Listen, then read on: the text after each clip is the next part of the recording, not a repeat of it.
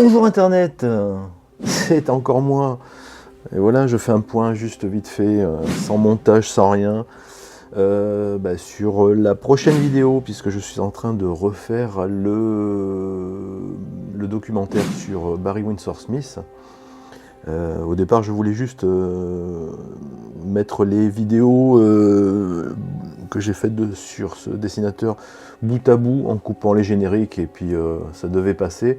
Et en fait, je me suis retrouvé à faire quasiment refaire tout le montage, refaire les voix, refaire la voix en modifiant un petit peu certains textes, en corrigeant certaines erreurs que j'avais faites.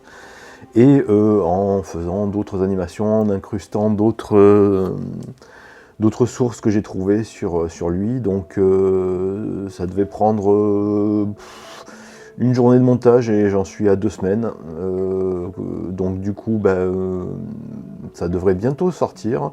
Alors comme vous pouvez le voir, j'en suis déjà à la 49e minute, 50 minutes. Il devrait faire approximativement 1h30. Voilà. Je pensais sortir cette vidéo cet après-midi, puisque nous sommes actuellement samedi 16 mars, il est 11h50. Mais bon, il me reste encore beaucoup de travail, donc je fais cette petite vidéo à l'arrache, quasiment sans montage, et je vais en profiter pour faire le point un peu sur ma pile de livres à lire et ma palle. Par contre, je pense que je vais chapitrer cette vidéo que je suis en train de faire. Je vais commencer par la pile de livres à lire, la pile de bandes dessinées. Ensuite de livres classiques, on va dire, pas des bandes dessinées. Et la troisième partie, ça sera des livres pas forcément pour les jeunes personnes, avec des contenus plus sensibles. Donc je mettrai un disclaimer, je pense, au milieu, pour préciser que nous allons rentrer dans une zone pas forcément très friendly, avec des sujets un peu qui peuvent perturber. Bref, passons à la pile de livres. Tadam! Donc d'un côté, vous avez ici la pile de bandes dessinées, vous voyez, et là, la pile de livres non dessinés. Alors il y a des livres sur la bande dessinée, mais c'est surtout, effectivement, voilà, ce ne sont pas des bandes dessinées, ce sont des bandes dessinées. On va commencer par, honneur au plus grand, la bande dessinée. Donc voilà, je vous montre ce que je suis en train de lire actuellement. Donc j'ai attaqué mes 3 volumes de Next Men, j'en suis au 2e. Et ce que je disais, voilà, presque à la fin, c'est que le premier tome, je l'avais déjà lu. Donc j'avais déjà lu lors des précédentes rééditions en français. Je pense même que j'avais dû acheter à l'époque les comics américains que j'ai revendus. Et donc je l'ai lu. Et là je passe effectivement sur le volume des aventures des Next Men que je n'ai pas lu. Donc très intéressant. J'en reparlerai, je pense que je ferai une bibliothèque digestive peut-être sur les Next Men simplement ou sur John Byrne, on verra. Et donc le volume 3 qui va suivre, que j'attends avec impatience de lire. Évidemment, là je les ai mis sur ma pile à livres, mais je les ai déjà lus en anglais. Mais je vais les relire en français. Donc les Love and Rockets, sorti chez Comics Initiative. Donc j'ai commandé la Salve 4, donc les 2 derniers tomes on va dire des éditions, des premières éditions de Love and Rockets. Ils ont bien fait les choses. Le format est un peu petit à mon goût. Les dessins sont respectés. Les polices sont conformes aux originaux. J'attends de voir les traductions. Voilà, j'attends de voir ce que ça donne. Plutôt satisfait de mon achat. Un petit souci sur ce volume-là qui semble se décoller. On verra. Je vais attaquer ça. Je pense que là, ça va me prendre un peu de temps. Mais alors, je ne sais pas si je les lirai alternés comme ça ou si je ferai tous les tomes de Raimé et après tous les tomes de Gilbert. On verra. Donc là, bon, grosse lecture en perspective. Ensuite, le thème des soucoupes volantes des ovnis. Donc je m'étais fait une liste de lecture, donc avec plusieurs bouquins que j'ai lus, qui sont déjà dans ma bibliothèque depuis longtemps, et puis certains que j'ai acquis il n'y a pas très longtemps, ou un peu plus longtemps, mais que je n'ai pas encore eu le temps de le lire, évidemment. Donc j'ai vu Les Soucoupes de Sandrine Quérion. Alors, ça a l'air d'être un roman graphique, autobiographique. On verra ce que ça donne, ça a l'air plutôt intéressant. Là, je suis là sur des trucs de super complot avec Jean-Claude Bourré, spécialiste des soucoupes volantes, hein, Jean-Claude Bourré, on ne le présente plus. Et donc qui a fait une bande dessinée justement sur le fameux OVNI Tic Tac, les vidéos déclassifiées de l'armée des États-Unis, voilà, bon, révélation d'un secret. On va voir ce que ça donne. Les dessins ont l'air globalement plutôt corrects. À voir. Et du coup, Monsieur Bourré, il avait fait d'autres trucs. Monsieur Jean-Claude Bourré, il avait fait un vieux bouquin, enfin une vieille bande dessinée, qui s'appelle Témoignage OVNI. Alors qui date de, je sais plus, 1980, 1978. Voilà, 80. Donc on revient sur, c'est lui Jean-Claude Bourré. Il est toujours vivant, on le voit de temps en temps sur Internet. Et donc voilà, avec des témoignages de rencontres OVNI en BD. Donc probablement un prochain thème sur les ovnis et les phénomènes paranormaux en BD, évidemment. Alors ça, je ne sais pas ce que c'est. J'ai pris ça, je ne sais pas pourquoi. Je crois que j'ai pris ça dans un magasin de livres d'occasion. Je devais échanger 3 BD contre 3 autres. Il n'y avait rien qui m'intéressait, j'ai trouvé ça. C'était une adaptation apparemment de Dostoïevski. Alors je sais pas si c'est une adaptation de Dostoïevski, une biographie fantasmée, ou voilà, je ne sais pas. Donc, après les dessins ont l'air plutôt sympas, je ne connais pas, donc du coup, ça va être la découverte. Alors ça, je pense que peu de gens connaissent, Fletcher Hanks, des œuvres complètes. Ce que je l'ai montré vite fait peut-être, hein, mais dans ma bibliothèque, Je détruirai toutes les planètes. Alors c'était une espèce de biographie illustrée de Fletcher Hanks avec des morceaux de Fletcher Hanks dedans. Je pensais que c'était un truc fait de toutes pièces, mais en fait non. C'est un vrai dessinateur et des dessins complètement dingues. Donc c'est complètement surréaliste. C'est du super-héros, c'est du fantastique, c'est de la science-fiction, c'est... Voilà, mais regardez-moi ces dessins de fou, quoi.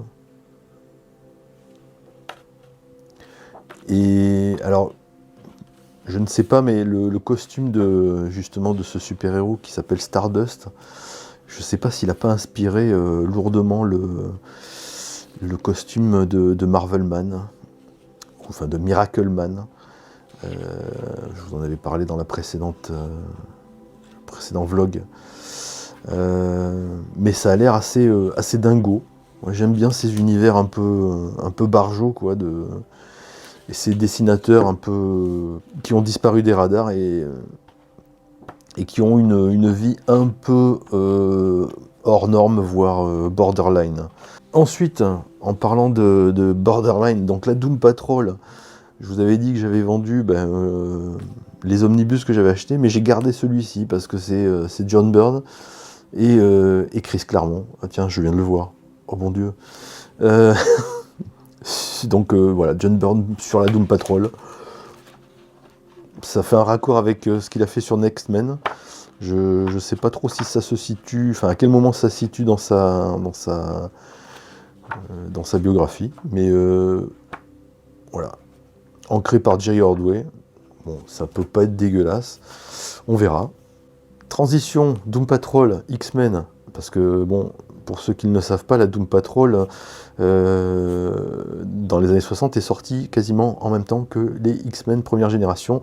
Et ils avaient tous les deux des super-héros un peu handicapés, avec des pouvoirs qui les handicapaient, et un leader, un chef, un mentor, un professeur en fauteuil roulant. Coïncidence, je ne sais pas, on verra. Donc les X-Men classiques, je vous avais montré la dernière fois, on va pas y revenir dessus. Ça aussi, j'ai ça à bouquiner. X-Men Forever, alors là, c'est... j'ai pris ça, je me suis dit... C'est en fait le... Voilà, picking up where we left off. C'est-à-dire, on reprend là où on en était resté. C'est le retour de Chris Claremont sur X-Men, après son départ. Et en fait, qui a décidé de faire une version alternative des aventures des X-Men, comme s'il avait jamais quitté la série. Donc en fait, il reprend au moment où il est parti, donc au début des années 90, je crois. Et donc il reprend l'histoire et il la rescénarise. Donc voilà. Alors ils en ont sorti plusieurs, j'ai pris que celui-là parce que je sais pas trop où ça allait. Je vais voir si le reste est bon, peut-être que je continuerai la série, on verra. Et du coup, les X-Men Forever, je ne sais pas si ça a été édité en français. Voilà, donc moi je fais appel à YouTube. Dites-le moi dans les commentaires si jamais vous avez vu passer X-Men Forever en français. L'omnibus Death Sandman, parce que j'ai gardé les autres épisodes, mais je trouvais que l'édition était belle.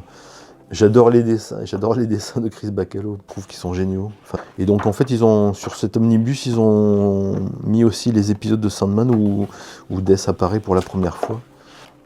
Donc avec masse de suppléments, donc voilà. Sans transition aucune, le dernier truc que j'ai acheté dernièrement, c'est La guerre de Lucas, donc une biographie illustré de George Lucas, une sorte de making-of des premiers Star Wars en BD. Et je trouve que ça a l'air vachement sympa. Intéressant. Et ça, c'est un truc que j'avais pris au départ pour mon fils, New York, puisque j'avais adoré le roman de Stephen Wool. Et je savais pas qu'ils avaient fait une BD sur ce roman, donc dessiné par Olivier Vatine, et a priori dans cette collection chez Ankama, donc ce qui s'appelle les univers de Stephen Wool, ils ont fait en fait apparemment toutes les adaptations des romans de Stephen Wool en BD. Alors je ne connais pas trop l'œuvre, mais je connais bien New York, et j'ai bien aimé, donc là c'est l'intégrale, donc je me ferai un plaisir de la lire. Et là on va passer au roman, tout ce qui est non BD. Ouais, vous pouvez zapper si vous voulez. Revenez, pour les adultes, revenez à la fin. Donc j'ai entamé la lecture du Prestige de Christopher Priest, qui a servi de base au film de Nolan, du même nom, Le Prestige. Et j'avais commencé à lire dans une médiathèque, et puis du coup je l'ai acheté en occasion. Alors apparemment en occasion, le mec qui me l'a vendu, c'est un truc qui vient d'une bibliothèque de la Manche, je ne sais pas. Bref, très bon roman. Je suis captivé, c'est génial, c'est fabuleux, ça va au-delà du film, puisque le film n'est qu'une partie du récit qui se trouve dans le roman. C'est un récit dans le récit. Et je n'en dis pas plus, mais c'est génial. Celui-là, je vous le remontre à chaque fois, je n'arrive pas, je le lis, je suis dessus, je suis au milieu. Le héros au mille visages, c'est hyper intéressant, mais c'est tellement dense et tellement touffu avec des concepts énormes. Je ne suis pas un universitaire, je progresse à mon rythme, mais c'est passionnant. Celui-ci aussi, j'ai commencé, la biographie d'Alan Moore. Il faut que je termine, c'est intéressant, c'est même passionnant. J'en reparlerai. Pareil, un petit guide de lecture sur Love and Rockets et les frères Hernandez. J'en ai parlé la dernière fois, vous l'avez vu. Le Roi en jaune. Pourquoi le Roi en jaune ? Je parlais de H.P. Lovecraft. A priori, le Roi en jaune est quand même une source, est cité comme une source d'inspiration de Lovecraft. Et surtout, le Roi en jaune, on en trouve des références dans beaucoup dans beaucoup de médias, dans beaucoup d'objets culturels, notamment pour ceux qui l'ont vu, la saison 1 de True Detective, qui fait beaucoup référence au Roi en jaune. La Maison des Feuilles, un roman un peu dingue, Donc ça, je pense que j'en ai entendu parler sur une chaîne, sur la chaîne de Feldup. Je crois qu'il avait fait une vidéo justement sur la Maison des Feuilles, et ça m'avait capté. Le roman a l'air fou. Comme vous avez pu voir, il y a des mises en page un peu dingo. Je vous laisse voir, moi j'attaquerai ça très prochainement, je pense. Rien à voir des guides, alors je ne sais pas si je les mettrai dans la vidéo définitive.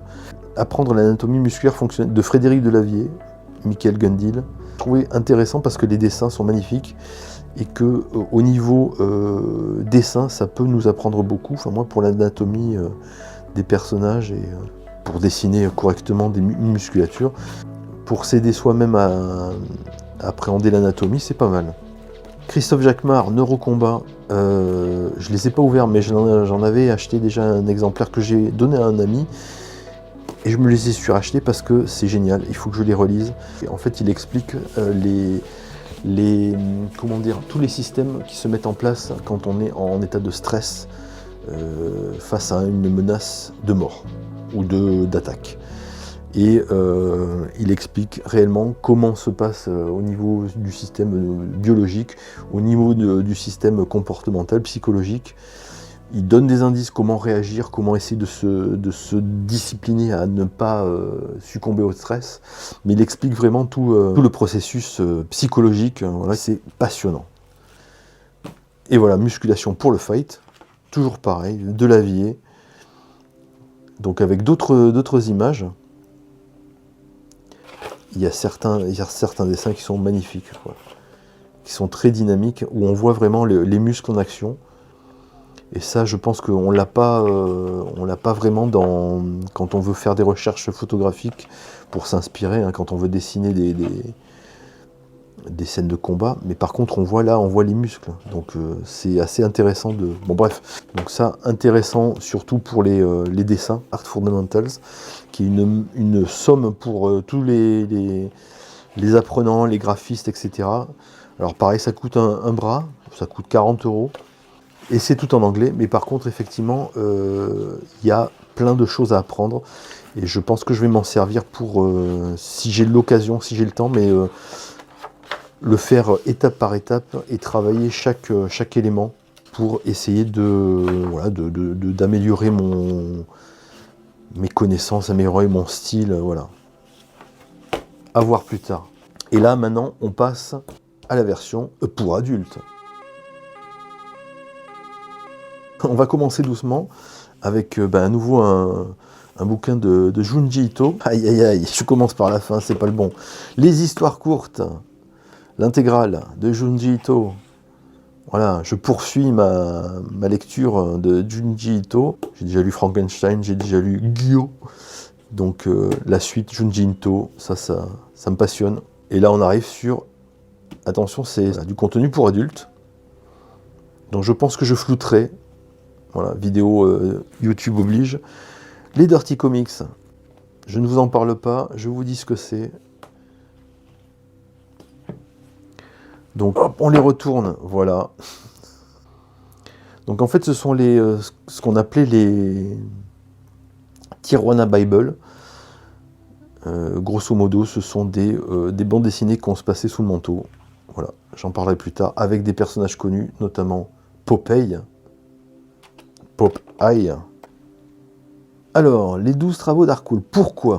Pourquoi cette BD? Alors tout d'abord, c'est scénarisé par Jean-Pierre Dionnet et Thomas Frisano, et donc les dessins de Thomas Frisano, qui est le fils de Jean Frisano, celui qui faisait toutes les couvertures Strange, spécial Strange, Spidey, dans les années 70-80, jusqu'à sa mort en 92-13, je ne sais plus. Thomas Frisano, le fiston, qui fait de la BD, qui fait des dessins aussi, et qui fait une BD qui est plutôt classieuse. Les dessins sont plutôt cool, et il y a du sexe. Et là, donc Georges Pichard, pareil, je continue mon exploration des grands dessinateurs érotiques. Georges Pichard, c'est des dessins aussi que j'aime beaucoup. Et là, j'ai été interpellé parce que la perfection chrétienne, ce sont des images pieuses, mais dessinées par Georges Pichard. Voilà. Là, je pense que ça va sauter sur YouTube. Là, je pense que tout est flouté. Voilà. Mais j'avais envie de lire des BD de cet auteur, parce que je trouve ses dessins admirables. Et enfin, donc, last but not least, voilà, Sagawa's Manga. Alors là, je ne vais pas l'ouvrir, je vais juste vous montrer la couverture. Et ça se trouve, je pense que la couverture, même celle-là, je vais devoir la flouter. Cette BD, donc ça c'est la version anglaise, parce que j'ai vu effectivement tourner donc le manga original en japonais. C'est la version anglaise. Je ne vous en dis pas plus, mais c'est assez terrifiant. Et je pense que j'en ferai peut-être aussi un bibliothèque digestive sur les BD dérangeantes. Et il aura sa place. Du coup, c'est terminé. Voilà, on a terminé ma pile de livres à lire. Je pense que ça devrait me prendre à peu près une année entière pour lire tout ça. Et du coup, je retourne à ma vidéo, enfin à mon montage. Cette vidéo est beaucoup trop longue. Je devrais couper. Voilà, donc je coupe et je vous dis à bientôt. Ciao Internet.